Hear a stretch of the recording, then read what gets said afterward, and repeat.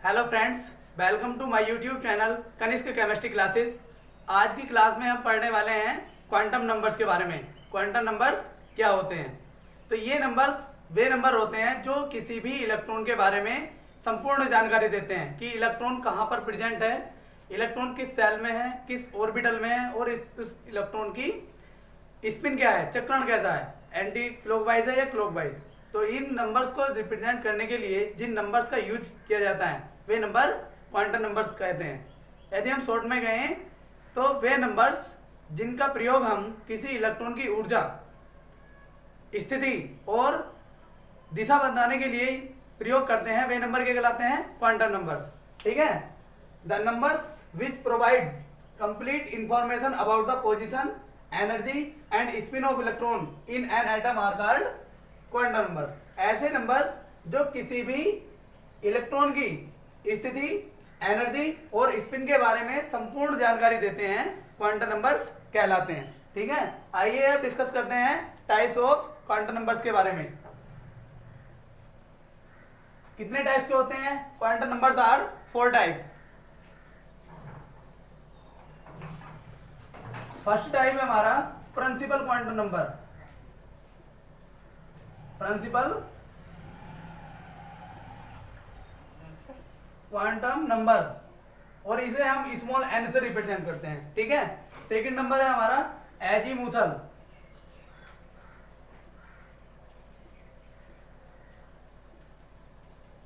Azimuthal quantum number, इसको हम small L से रिप्रेजेंट करते हैं। और थर्ड है हमारा मैग्नेटिक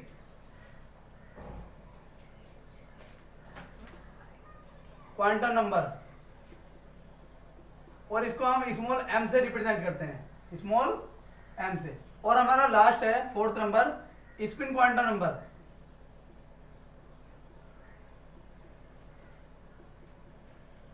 इसको हम स्मॉल एस से रिप्रेजेंट करते हैं। क्वांटम नंबर्स 4 टाइप्स के होते हैं। Principal quantum number, azimuthal quantum number, magnetic quantum number और स्पिन क्वांटम नंबर। तो आइए डिस्कस करते हैं प्रिंसिपल क्वांटम नंबर के बारे में। प्रिंसिपल क्वांटम नंबर क्या होता है? प्रिंसिपल क्वांटम नंबर को हम स्मॉल एन से शो करते हैं। ठीक है। और ये जो होता है it is represent the energy and size of cell. It is represent energy and size of cell. यह किसी भी कक्षा के एनर्जी और साइज के बारे में हमें इंफॉर्मेशन देता है। और ये जो होता है किसी भी प्रिंसिपल क्वांटम नंबर जो होता है किसके इक्वल होता है? सेल नंबर के। ठीक है। और एन की वैल्यू क्या हो सकती है हमारी? 0 नहीं हो सकती, क्योंकि किसी भी एटम में 0 सेल तो होने का मतलब ही नहीं होता। 1 2 3 4 डैश, जिसको हम किस चीज से रिप्रेजेंट करते हैं एटम में सेल को? के, एल, एम और एन के द्वारा। ठीक है। ये जो हमारा है एनर्जी लेवल के बारे में बताता है, सेल के बारे में बताता है कि इलेक्ट्रॉन किस सेल में है। तो प्रिंसिपल क्वांटम नंबर को हम स्मॉल एन से शो करते हैं और ये जो होता है ये रिप्रेजेंट करता है सेल नंबर को कि इलेक्ट्रॉन किस सेल में है, फर्स्ट में है, सेकंड में है, थर्ड में है, फोर्थ में है, जिसे हम के, एल, एम, एन के द्वारा शो करते हैं। ठीक है। यदि मान लीजिए आपका सेल नंबर इंक्रीज हो जा रहा है, किसी भी एटम का सेल नंबर इंक्रीज हो रहा है, तो उस एटम की रेडियस भी इंक्रीज होगी। और रेडियस क्या होती है? आर एन इक्वल टू होता है 1/4 pi epsilon 0 n h square n square h square upon 4 pi m e square. तो यहाँ पर देखिए ये 4 पाई एप्सिलॉन 0 कांस्टेंट है, एच प्लैंक कांस्टेंट है। इलेक्ट्रॉन का मास और बेस हम जानते ही हैं कि क्या क्या होता है, चार्ज क्या होता है। तो आर एन प्रोपोर्शनल हो जाएगा एन स्क्वायर के। ठीक है। यानी अगर रेडियस भी बढ़ेगी तो सेल नंबर भी इंक्रीज होगा। ठीक है। आइए अब नेक्स्ट पर डिस्कस करते हैं एजीमुथल क्वांटम नंबर के बारे में। नेक्स्ट है हमारा एजीमुथल क्वांटम नंबर।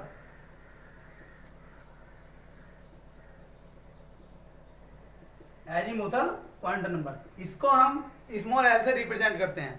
ठीक है। एजीमुथल क्वांटम नंबर को हम स्मॉल एल से रिप्रेजेंट करते हैं। देखिए इट इज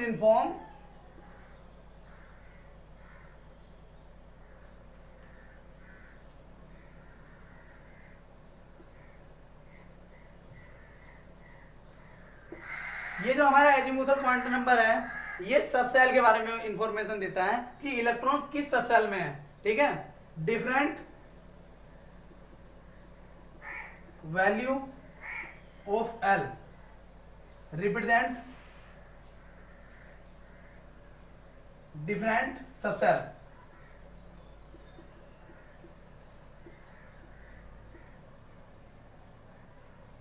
यानी डिफरेंट सब सेल के लिए एजीमुथल क्वांटम नंबर का जो वैल्यू होती है वो डिफरेंट होती है। ठीक है, देखिए कैसे कैसे समझते हैं, क्या क्या होती है। एस, पी, डी और एफ, ये क्या हो गई हमारी, ये सब सेल हो गई। ठीक है, और एजीमुथल क्वांटम नंबर का वैल्यू क्या होगी, 0, 1, 2, 3 ये होती है। अगर इलेक्ट्रॉन एस सब सेल में है तो एल की वैल्यू कितनी होगी, 0। पी सब सेल में है तो पी एल की वैल्यू कितनी होगी, 1। डी में है तो 2 और एफ में है तो 3। ठीक है, और वैल्यू जो एल की वैल्यू होगी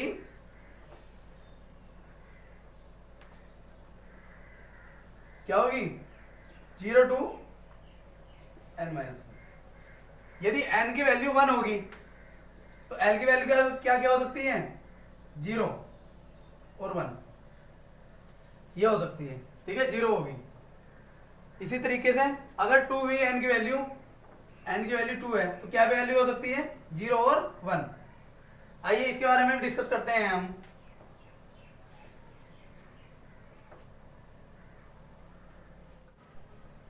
तो आइए समझते हैं स्टेबल के द्वारा। यहाँ पर क्या, सेल नंबर और प्रिंसिपल एनर्जी लेवल, यहाँ पर टोटल नंबर ऑफ सब सेल और यहाँ सिंबल ऑफ सब सेल। ठीक है, देखिए हमारी फर्स्ट सेल जिसको हम कैसे रिप्रेजेंट करते हैं, यहाँ पर ए की वैल्यू होगी और एल की वैल्यू क्या पॉसिबल होगी, 0, और यहाँ पर सब सेल की होगी 1s। ऐसे ही n = 2 के लिए 2 ही वैल्यू पॉसिबल होंगी, क्या होंगी, एल की लिए, एल की वैल्यू क्या सकती है, 0 और 1, और एस में क्या होता है, 2s और 2p। ठीक है, इसी तरीके से आप n = 3 को जो m से रिप्रेजेंट करते हैं, 3 वैल्यू पॉसिबल हो सकती है एजीमुथल क्वांटम नंबर की, 0, 1 और 2। तो यहाँ पर क्या होता है, देखिए 3s, 3p और 3d। 4 के लिए 4 वैल्यू पॉसिबल होंगी, क्या होंगी, 0, 1, 2, 3 क्या होगी, देखो 4s, 4p, 4d और 4f। ठीक है, इसी तरीके से फाइंड करते हैं हम। तो आइए समझते हैं एंगुलर मोमेंटम के बारे में कि किसी भी का हम इलेक्ट्रॉन का एंगुलर मोमेंटम निकाल सकते हैं। क्या होता है, mvr = क्या होता है, h/2π और रूट में l+1। जैसे मान लीजिए सब सेल है हमारी और यहाँ पर एंगुलर मोमेंटम, देखिए s के लिए l की वैल्यू कितनी होती है, 0। तो वैल्यू क्या हो जाएगी हमारी, जब यहाँ पर 0 पुट करेंगे तो h/2π। ठीक है, और p के लिए क्या होती है l की वैल्यू, 1। तो यहाँ पर वैल्यू अगर हम 1 पुट करते हैं तो 1 × 1 + 1 क्या हो जाएगा, h/2π, और यहाँ पर √2 हो जाएगा। d के लिए क्या होती है वैल्यू l के लिए, 2। तो यहाँ पर 2 वैल्यू पुट करेंगे, 2 और 2 और +1 कितना हो जाएगा, 3, और 2 3 जा 6 कितना हो जाएगी, h/2π √6। इसी तरीके से f के लिए क्या होती है वैल्यू l की, 3। तो इसकी वैल्यू अगर हम ये 3 रखते हैं तो 3 और 3 + 1 4, 4 3 जा 12 क्या हो जाएगा, h/2π √12। इस तरीके से हम एंगुलर मोमेंटम भी फाइंड कर सकते हैं। और देखिए हम किसी भी सब सेल में नंबर ऑफ ऑर्बिटल और number of electron, maximum electron भी फाइंड कर सकते हैं। इसके लिए भी एक फॉर्मूला होता है, देखिए S P D F। L की वैल्यू कितनी पॉसिबल होती है, 0, 1, 2 और 3। और नंबर ऑफ ऑर्बिटल, S के लिए क्या होता है फॉर्मूला, ये फॉर्मूला होता है 2l+1। तो आप यदि वैल्यू पुट करें L के लिए तो कितना होगा, देखो 2 × 0 + 1। तो S में कितने ऑर्बिटल होते हैं, 1 ऑर्बिटल। ठीक है, S में 1 ही ऑर्बिटल होगा। और यदि P के लिए निकालें, P के लिए क्या होगा, देखो 2l+1, और P के लिए L की वैल्यू कितनी होती है, 1, तो कितना हो जाएगा, 3 ऑर्बिटल। पी में कितने ऑर्बिटल होते हैं 3, और डी के लिए यदि निकालें तो कितना होगा देखो 2l + 1, तो 2 × 2 + 1 कितना आएगा 5 ऑर्बिटल, इसलिए एफ में कितने हो जाएंगे 7। यदि हमें किसी भी ऑर्बिटल में मैक्सिमम इलेक्ट्रॉन का नंबर फाइंड करना है तो इसके लिए जो फॉर्मूला होता है वो फॉर्मूला होता है हमारा 2 × 2l + 1, या हम इसे लिख सकते हैं 4l + 2, maximum electron in subshell. मान लीजिए एस के लिए निकालने हैं आप, इसके निकालने एस के लिए, तो एस के लिए एल की वैल्यू कितनी होगी 0 + 2, तो कितने मैक्सिमम इलेक्ट्रॉन हो जाएंगे 2। पी के लिए कितने हो जाएंगे देखो 4 × एल की वैल्यू पी के लिए 1 होती है +2, कितने हो जाएंगे 6 इलेक्ट्रॉन, और डी के लिए क्या हो जाएगा देखो 4 × 2 + 2 कितने हो जाएंगे 10 इलेक्ट्रॉन। इसी तरीके से एफ में कितने हो जाएंगे 14 इलेक्ट्रॉन। तो आइए समझते हैं अब हम मैग्नेटिक क्वांटम नंबर्स के बारे में।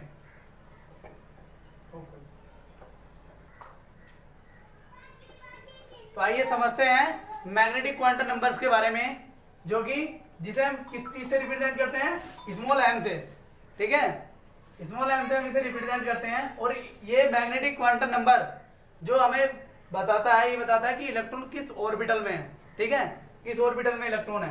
तो वैल्यू ऑफ एम, जो एम की वैल्यू होती है वो क्या होती है -L2 + L विद 0। यदि L की वैल्यू 1 है तो M की वैल्यू क्या हो सकती है -1 0 + 1। यदि L की वैल्यू 2 है तो M की वैल्यू क्या हो सकती है -2 -1 0 + 1 + 2। टोटल वैल्यू ऑफ M = क्या होगा 2l + 1, ये इसका फॉर्मूला होता है, ठीक है। जो टोटल वैल्यू होती है वो M की क्या होती है 2l + 1, where L is azimuthal quantum number, ठीक है। आइए देखिए समझते हैं किसी भी ऑर्बिटल में किस तरीके से होती है। मान लीजिए s ऑर्बिटल आपका इस तरीके से, तो M की वैल्यू क्या होगी 0 होगी यहाँ पर। और P के लिए क्या होती है, P के लिए होती है देखो -1 0 + 1, और D के लिए यदि इलेक्ट्रॉन हमारा D सबसेल में है तो इसके लिए वैल्यू होती है -2 -1 0 + 1 और +2। और F के लिए होती है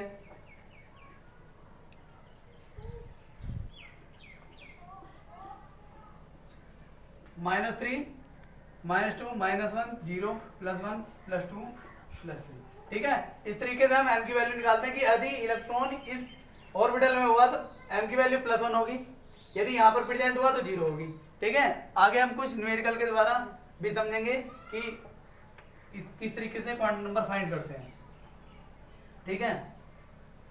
अब नेक्स्ट है हमारा स्पिन क्वांटम नंबर, इसके बारे में आइए समझते हैं स्पिन क्वांटम नंबर्स के बारे में। स्पिन क्वांटम नंबर्स को हम स्मॉल s से रिप्रेजेंट करते हैं, और स्पिन क्वांटम नंबर्स हमें जो इंफॉर्मेशन देता है वो इलेक्ट्रॉन की डायरेक्शन को देता है कि इलेक्ट्रॉन क्लॉकवाइज है या एंटी क्लॉकवाइज। यदि इलेक्ट्रॉन क्लॉकवाइज हुआ तो s की वैल्यू +1/2 होगी, और यदि एंटी क्लॉकवाइज हुआ तो क्या होगी -1/2, ये s की वैल्यू होगी, ठीक है। तो अब हम कुछ एग्जाम्पल लेते हैं और उस एग्जाम्पल में समझते हैं कि क्वांटम नंबर्स को हम किस तरीके से फाइंड करते हैं, ठीक है। देखिए, find the all quantum number for last electron of sodium atom. हमें किसी यानी सोडियम एटम का जो लास्ट इलेक्ट्रॉन होता है उसके लास्ट इलेक्ट्रॉन के लिए हमें 4 क्वांटम नंबर्स के फाइंड करना। देखिए क्या होता है, सोडियम 11 Na, ठीक है, इसका इलेक्ट्रॉन कॉन्फिगरेशन क्या होता है 1s2 2s2 2p6 और 3s1। तो हमें 3s1 के लिए निकालना है, ठीक है। 3s1 ये होगा, एक इलेक्ट्रॉन होगा इसमें। तो प्रिंसिपल क्वांटम नंबर क्या होगा, कितना होगा n = 3। जो सेल नंबर है, लास्ट इलेक्ट्रॉन थर्ड सेल में, तो प्रिंसिपल क्वांटम नंबर क्या होगा 3 होगा। और azimuthal azimuthal quantum number small l equal to क्या होगा एस। एस के लिए क्या होती है वैल्यू, देखो एस पी डी एफ क्या होती है 0 1 2 3। तो एल के लिए यानी एस के लिए एल की वैल्यू क्या होगी 0। ठीक है। मैग्नेटिक क्वांटम नंबर ये क्या होगा, एस के लिए ये भी क्या होता है 0 होता है। स्मॉल एम की वैल्यू जो होगी ये भी क्या होगी 0। और spin quantum number, spin quantum number ये क्या है क्लॉकवाइज है, तो स्मॉल एस की वैल्यू क्या होगी +1/2। इसी तरीके से अब नेक्स्ट समझते हैं हम क्रोमियम एटम के लिए कि क्रोमियम एटम के लास्ट इलेक्ट्रॉन के लिए किस तरीके से निकालते हैं। ठीक है। क्रोमियम क्या हो गया होता है 24Cr। इसका इलेक्ट्रॉन कॉन्फ़िगरेशन होता है 1s2 2s2 2p6 3s2 3p6 4s1 और 3d5। तो हमें 3d5 के लिए निकालना है। ठीक है, इस तरीके से निकालेंगे। देखिए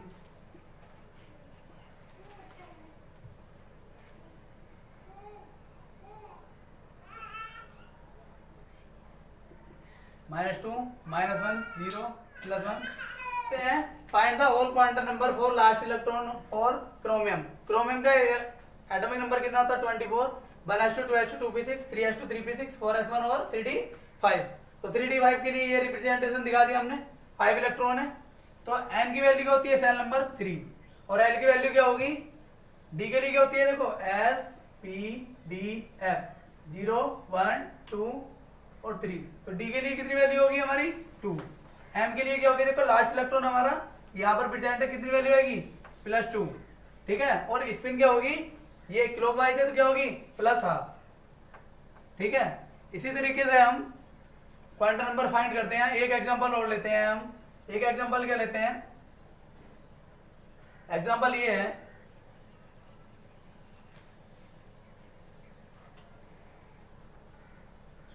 कि आपको find the whole quantum number of 4 last electron of F4F6। तो 4F6 को यदि हम रिप्रेजेंटेशन दिखाएं तो इस तरीके से दिखाएंगे। देखो